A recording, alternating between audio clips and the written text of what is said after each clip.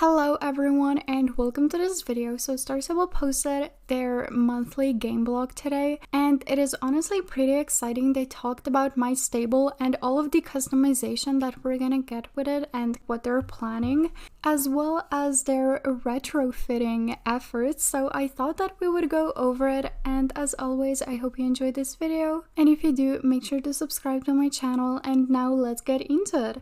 So they posted the blog today on March 28th and it is titled Star Stable March Blog, Retrofit and My Stable. Happy Easter. This month we have an update on retrofitting and look at the improvements of my stable. Enjoy. And I think I'll just go to the my stable part in the beginning because I don't know, I think retrofitting is a very important thing. No, it definitely is, because it's so annoying when you buy a horse or when you want to ride a horse and it can't wear multiple pieces of tack. It's so annoying.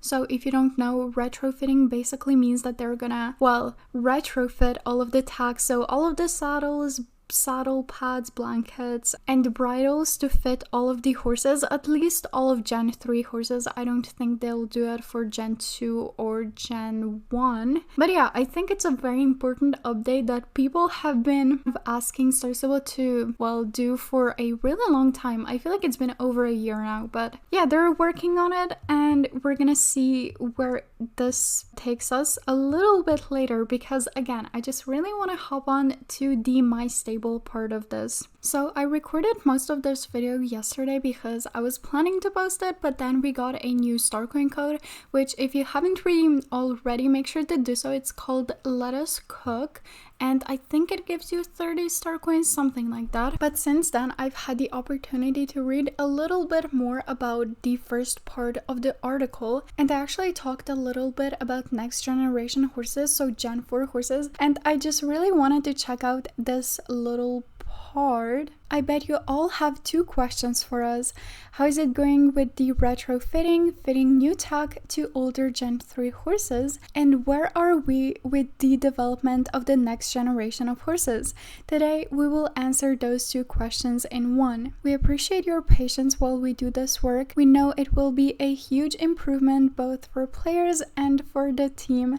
The next generation of horses is not a style update, it's a system overhaul. We're happy now with how newer horses look, but we're not happy with the underlying system and how limited it is. We're aiming to go from a very manual and repetitive system to a modular workflow which opens up for a great deal of features and possibilities. We have a lot we want to do and we have a lot of systems we want to update. We have a big vision which we have broken down into smaller chewable pieces which we can only take one bite at a time. Therefore, you might notice small horse improvements rolling out one by one. When we have the right system in place, we can make the jump to the next generation. So this is for the most part what they said about Gen 4. And yeah, they've always just talked about how Gen 4 horses will have, so many fundamental differences, which I'm very excited for. They also talked about how Gen 4 horses will have the ability to breed,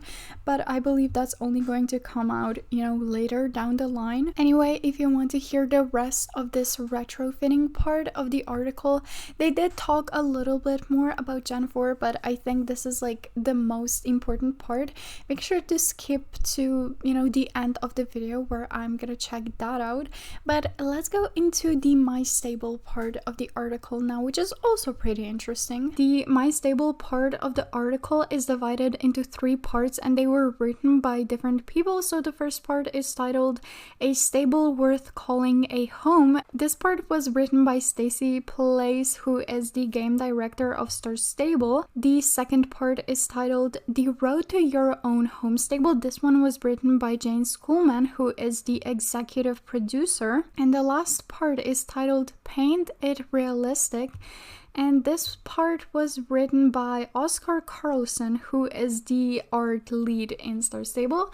So let's just go ahead and check out what they said. We often think about Jorvik as a digital theme park, a self-contained world full of sights and experiences spread across several varying lands. While each area of Jorvik should have unique and compelling things to do, every player needs their home base, their home away from home that is exclusively their own, where they can return to and gather their thoughts and their stuff amidst their other adventures. Currently, there is limited interaction with anything in your home stable and no customization options at all. Is it really your home stable if it's exactly like everyone else's home stable? We didn't think so, especially since on average, players spend almost a quarter of their playtime within their home stable. It's an important area of the game in much need of some love. With different ongoing initiatives such as the wardrobe UI revamp and home customization, we can highlight the home stable in ways that players have long requested, making the time spent there worthwhile. The road to your own home stable. I can share without lying.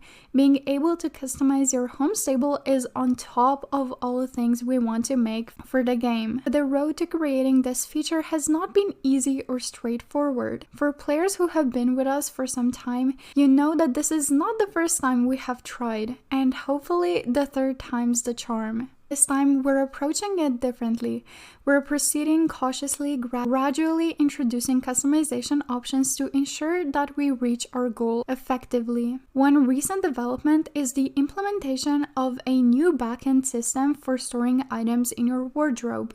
This update not only lays the groundwork for saving your home stable customization choices, it will also allow us to improve the wardrobe UI and allow for more space, which we know is top of your wish list. For this release, everything was stored in the same backend system, which made it very limiting and was part of the reason it became so complex in past attempts and we failed to release. We're currently investigating how to move forward with the customization, gameplay mechanics, and also the tools needed for our artists to be able to provide you with several visual options in order to call the stable my home stable. And here Oscar will take over to share our approach with the art and visuals. Paint it realistic.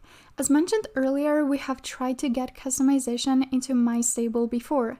At that time, we had a very ambitious scope for the project, and we wanted it to include all the ideas we could come to think of right away. This proved to make the project complicated, and we were not able to deliver the level of quality we were striving for. So, what did we learn from our previous mistakes? We want to have a vision for my stable that contains all the ideas and features we would like to offer. Then we can break that vision down into prioritized stepping stones to create the development path that will eventually lead us to our end goal.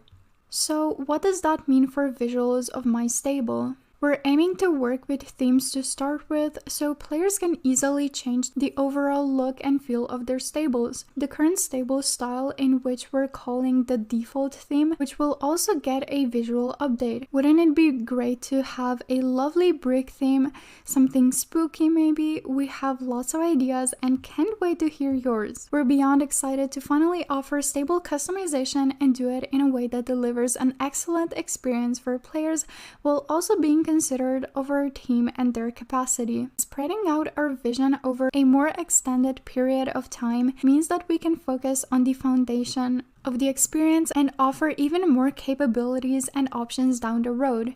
Because of course customization doesn't just end with themes or even the visuals of the stable, now does it? So I think in one of their stories we actually got a peek into how my stable is starting to look like, which is great.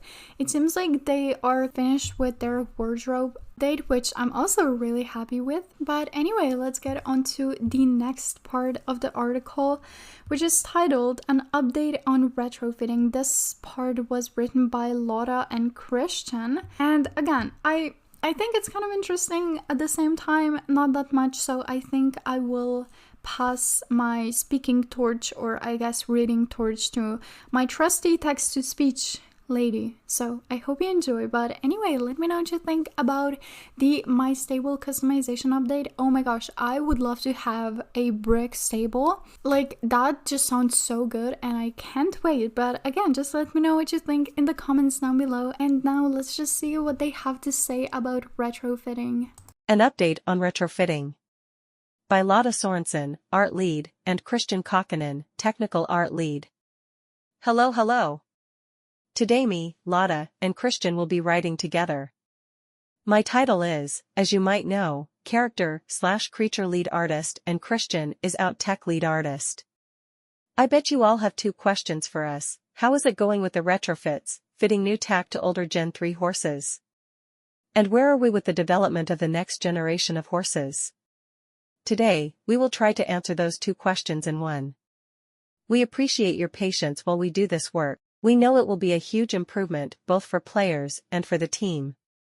The next generation of horses is not a style update. It's a system overhaul. We are very happy with how the newer horses look, but we're not happy with the underlying system and how limited it is. We are aiming to go from a very manual and repetitive system to a modular workflow which opens up for a great deal of features and possibilities. We have a lot we want to do, and we have a lot of systems we want to update. We have a big vision, which we have broken down into smaller chewable pieces, which we can only take one bite at a time. Therefore, you might notice small horse improvements rolling out one by one. When we have the right systems in place, we can make the jump to the next generation. The first big piece we are tackling is how we handle tack.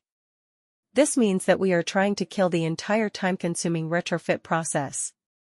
This system will be updated for all Gen 3 horses as well as preparing for the future generation. Right now, we have a system where every piece of tack is a part of the horse model. So if we want to make a horse use a new saddle, we need to update the entire horse model to include the saddle. And we need to do this for every horse. 3 horse breeds take 3 people about 3 weeks to update. Just finding clipping bugs is a huge process which takes the majority of our time. This takes too much time, and it hinders us from adding the new tack pieces we want. When we remade the player character, we also ran into the issue of the player clipping through many saddles. We had to invent a temporary duct tape solution, a shader that scales the saddles on the Gen 3 horses which was made before the new player was made. This was also tedious to set up. I spent 2 months just tweaking numbers, and it was still deeply flawed, and only the newer tack uses it. As you can imagine, Christian and I are not very happy about this entire situation, so we decided to rebuild the entire system so we can add tack to all Gen 3 horses on one go. Our big ally in this is Petter, our amazingly skilled programmer who is helping us bring our vision to life. So instead of adding every saddle to every model, we are working on separating the tack from the horses so all horses use the same saddle model instead of using a copy. We want to add the tack to the horses in the engine instead of the 3D software.